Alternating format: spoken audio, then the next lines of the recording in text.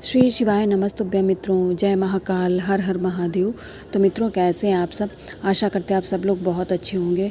मित्रों, हम सबको पता है कि वैशाख पूर्णिमा का दिन आ गया है।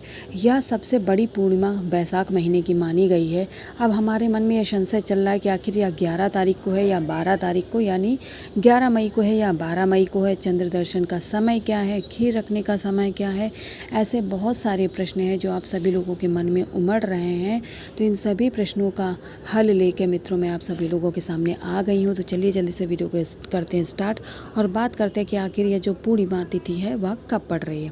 यहाँ पर कुछ पिक्चर दिखाएंगे मित्रों, यहाँ गूगल की हैं, आप लोग भी अब अपने फ़ोन में देख सकते हैं। देखिए यहाँ पर साफ साफ लिखा है कि हिंदू पंचांग के अनुसार वैशाख पूर्णिमा की जो शुरुआत है वह 11 मई को शाम को 6:55 पर होगी। यानी कि पूरा दिन निकलने के बाद में शाम को प्रदोष काल के समय में 6:55 पर इसकी शुरुआत होगी और इसका समापन 12 मई को शाम को 7:22 पर होगा। और हिंदू धर्म में उदया तिथि का महत्व ऐसे में इस बार 12 मई को वैशाख पूर्णिमा मनाई जाएगी। यह तो बात हो गई वैशाख पूर्णिमा की। अब कुछ और हैं महत्वपूर्ण चीज़ें मुझे लगी, इसलिए मैं यहाँ पर शेयर कर रही हूँ। वैशाख पूर्णिमा का दिन बहुत मंगलकारी माना जाता है। यह दिन भगवान बुद्ध के जन्म, ज्ञान प्राप्ति और महापरिनिर्वाण का प्रतीक है। इस शुभ दिन पर लोग गंगा स्नान करते हैं, पूजा पाठ करते हैं, दान इत्यादि। कहने का मतलब है कि 12 मई को ही मनाई जाएगी और इस दिन स्नान दान का बहुत अधिक महत्व होता है। इस वर्ष में यह पावन तिथि 12 मई को पड़ रही है। धार्मिक ग्रंथों के अनुसार वैशाख पूर्णिमा के दिन पीपल की आराधना करने से भगवान विष्णु जी की विशेष कृपा हमें प्राप्त होती है, क्योंकि ऐसा माना जाता है कि पीपल के वृक्ष में स्वयं श्री हरि जी का वास होता है। तो मित्रों, मैं आशा करती हूँ इन 3 जो फोटोज से आप लोगों का संशय क्लियर हो गया होगा कि जो पूर्णिमा तिथि है वह 12 मई को ही मनाई जाएगी। उसी दिन हम लोग स्नान दान इत्यादि जो भी होते हैं पुण्य कर्म सब करेंगे। तो मित्रों, यहाँ पर तो उसकी तिथि की बात हो गई कि वैशाख पूर्णिमा कब है। अब कुछ उपायों को जान लेते हैं। जो पहला उपाय है वो घर में जो क्लेश मचाता है, कोई ऐसा एक पर्टिकुलर व्यक्ति होता है जिसे झगड़ा करना बहुत अच्छा लगता है, तो ऐसे में आप लोगों को लेना है यहाँ पे लाल चंदन। 1 चुटकी लेना है लाल चंदन, ज़्यादा नहीं लेना। और ध्यान रखना इसका हमें इस बार पेस्ट नहीं बनाना, बल्कि सूखा ही हमें अपने उपाय में प्रयोग करना है। इसके साथ ही आप लोगों को लेना है शहद। जी हाँ, जैसा कि आप लोग को पता है बहुत ब्रांड में अलग अलग तरीके का शहद आता है। जो भी आपकी सुविधा के अनुसार आपको मिल जाए आप उस शहद का यहाँ पर उपयोग कर सकते हैं। 1 चुटकी लाल चंदन लेंगे और 1 चम्मच शहद लेंगे। इसके बाद में वैशाख पूर्णिमा का दिन है, तो पूर्णिमा की तिथि का दिन है, तो आप लोगों को पता है हम केवल जल का उपाय तो करेंगे नहीं। तो आप सभी लोग तांबे का एक कलश तैयार करेंगे, उसमें जल डालेंगे और उसमें थोड़ा सा गंगा जल भी डाल लेंगे। इसके बाद इस कलश को आप लोगों को उठाना है। बाकी अन्य 2 चीज़ें ले करके मित्रों देवादिदेव महादेव भगवान शंकर की शिवलिंग के पास जाएंगे। आप यह उपाय अपने घर पे भी कर सकते हैं और मंदिर में भी कर सकते हैं, आपकी स्वेच्छा पर निर्भर करता है। यहाँ पर पहुँचने के बाद में आपने जो क्या लिया है शहद, उस शहद का लेपन आप करेंगे माता के हस्त कमल, जिसे प्यार से कटी भाग भी कहा जाता है, वहाँ पर आपको लेपन करना है। इसके बाद में आपने लिया है लाल चंदन, उसे इसी शहद के ऊपर लेपन करेंगे। और जब आप यह लेपन कर रहे होंगे मित्रों, तो यहाँ पर आपको महादेव जी का एक स्वरूप का नाम लेना और वह है हाटकेश्वर महादेव जी। ठीक है मित्रों, आप जब शहद और चंदन का लेपन करेंगे तो हाटकेश्वर महादेव जी के नाम से इसका लेपन को करना है। इस लेपन करने के बाद में जो आप एक जल और गंगा जल का कलश लेके गए हैं उसे आप समर्पित करेंगे। यहाँ पर उस व्यक्ति के क्रोध को शांत करने का निवेदन करते हुए, उससे अपने घर की शांति का निवेदन करते हुए मित्रों आशुतोष महादेव जी के नाम से आपको उस कलश का संपूर्ण जल महादेव जी की शिवलिंग पे समर्पित कर देना है। तो यह पहला उपाय बहुत ही अचूक है, आपके घर के माहौल को शांत करने वाला, आपके घर के सुख समृद्धि को बनाए रखने वाला उपाय है। अब मित्रों आगे हम लोग वीडियो में बात करेंगे आज के अपने दूसरे उपाय की। मित्रों, हमारा जो दूसरा उपाय जो हम लोग इस पूर्णिमा तिथि पे करने वाले हैं वह है जीवन के कष्टों से मुक्ति दिलाने वाला उपाय। इस उपाय को करने के लिए आप सभी लोगों को स्क्रीन पे एक फूल दिख रहा है, आप लोगों को सफ़ेद फूल लेना है। ज़रूरी नहीं कि यही फूल मिले, बस वह फूल सफ़ेद कलर का होना चाहिए, कोई अन्य कलर का आप लोग फूल इस उपाय में नहीं प्रयोग करेंगे।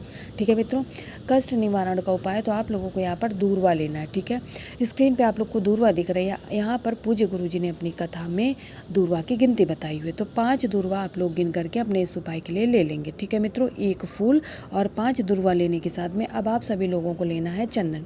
इस बार आप लोगों को पीला चंदन लेना है और साथ में गीला लेना है, यानी कि अगर सूखा है तो उसे आप जल के कुछ बूंदे डाल के उसका पेस्ट बना लेंगे। ठीक है मित्रों, इन तीनों चीज़ों को लेने के बाद में अब फिर से आप आप लोग तांबे का एक कलश तैयार करेंगे अपने घर का, शुद्ध जल भरेंगे और उसमें थोड़ा सा गंगा जल डाल देंगे, क्योंकि पूर्णिमा तिथि पे उपाय करना है तो केवल जल का उपाय नहीं किया जाता है। इन सभी चीज़ों को लेकर के मित्रों आप अपने इष्ट, अपने आराध्य देव भगवान शंकर के शिवलिंग के पास पहुंच जाएंगे। यहाँ पहुंचने के बाद में आप लोगों को अपना मुख रखना है उत्तर दिशा की ओर। अब चलिए उपाय की बात करते हैं। आपके पास में है पीला चंदन। तो हम सबको पता है कि जो महादेव जी की सबसे प्रिय पुत्री होती है वह है माता अशोक सुंदरी। तो वहाँ पर आप लोग लेपन कर देंगे उस पीले चंदन का। इसके बाद में जो अपने 5 दूर वाली हैं उन्हें यहाँ पर समर्पित करेंगे इसी पीले चंदन के ऊपर। और यहाँ पर आपको महादेव जी का चंपक यानी चंपेश्वर महादेव जी का नाम लेते हुए दूर्वा समर्पित कर देंगे। आपके जीवन में जो भी कष्ट है, जिससे भी आप लोग परेशान हैं, जिसे दूर करने के लिए आप यहाँ महादेव जी के समक्ष आए इस उपाय को करने के लिए, उस कष्ट को महादेव जी से कहते हुए उनसे निवारण करने का निवेदन करते हुए मित्रों, फिर जो 1 लोटा जल लिया है उसे आप लोग श्री शिवाय नमस्तुभ्यं मंत्र का जाप करते हुए महादेव जी की शिवलिंग पे समर्पित कर देंगे। जल समर्पित करने के बाद में आपको फिर से अपने आराध्य देव से अपनी जो इच्छा है, जिसे आप अपने हृदय में लेकर के आए हैं, उसे कहेंगे। इसके बाद में जो एक सफ़ेद फूल लिया है उसे महादेव जी की शिवलिंग में लास्ट में आप लोग समर्पित करके महादेव जी का आशीर्वाद ले लेंगे और आप लोग अपने घर पे वापस आ जाएंगे। तो मित्रों, यहाँ पर पूर्णिमा तिथि पे करने वाले हम लोगों ने 2 उपायों की बात कर ली। अब हम लोग वीडियो में आगे बात करेंगे आज यानी वैशाख पूर्णिमा के दिन करने वाले सबसे अंतिम और तीसरे उपाय की। जी हाँ मित्रों, जो हमारा इस पूर्णिमा तिथि का तीसरा और अंतिम उपाय है वह है आपकी मनोकामनाओं को पूर्ण कराने वाला उपाय। बहुत ही छोटा और बहुत ही सिंपल सा उपाय है। इस उपाय को करने के लिए आप सभी लोगों की स्क्रीन पे चावल का दाना दिख रहा है। जी हाँ मित्रों, 1 अक्षत चावल का दाना लेना है मात्र। साथ ही में आप लोग लेंगे 1 बेलपत्र जो कहीं से कटी फकी ना हो और खंडित तो बिल्कुल भी नहीं होनी चाहिए, यानी कि 1 अक्षत चावल का दाना और 1 बेलपत्र लेने के साथ में अब फिर से आप लोग तांबे का एक कलश तैयार करेंगे अपने घर का, शुद्ध जल भरेंगे इसमें और गंगा जल भर लेंगे क्योंकि पूर्णिमा तिथि है। ठीक है मित्रों, तो इन दोनों चीज़ों को लेने के बाद में कलश में आपको कुछ भी नहीं डालना है। कलश में केवल जल और गंगा जल का ही मिश्रण रहेगा। इसके बाद में इन सभी चीज़ों को लेकर के अपने आराध्य के समक्ष प्रस्तुत हो जाएंगे अपने उपाय को करने के लिए। यहाँ पर पहुँचने के बाद में आपने जो 1 अक्षत चावल का दाना लिया उसे महादेव जी के शिवलिंग के ऊपर समर्पित करेंगे। ठीक है मित्रों, जब आप अक्षत चावल का दाना समर्पित करेंगे तो आपको चंद्रमौली महादेव जी का नाम लेना है। इसके बाद जो आप लोगों ने बेलपत्र ली है उसे समर्पित करेंगे उसी अक्षत चावल के दाने के ऊपर। जब आप बेलपत्र समर्पित करेंगे तो आपकी जो भी मनोकामना, जिस इच्छा को पूर्ण करने के लिए आप यहाँ आए हैं, महादेव जी के समक्ष आए इस उपाय को कर रहे हैं, उसको कहना। ठीक है, चावल का दाना चंद्रमौली महादेव जी के नाम से समर्पित करेंगे और बेलपत्र अपनी मनोकामना कहते हुए समर्पित करेंगे। इसके बाद में जो 1 लोटा जल लेके गए हैं मित्रों, उसे श्री शिवाय नमस्तुभ्यं मंत्र का जाप करते हुए महादेव जी की शिवलिंग पे समर्पित कर दीजिए।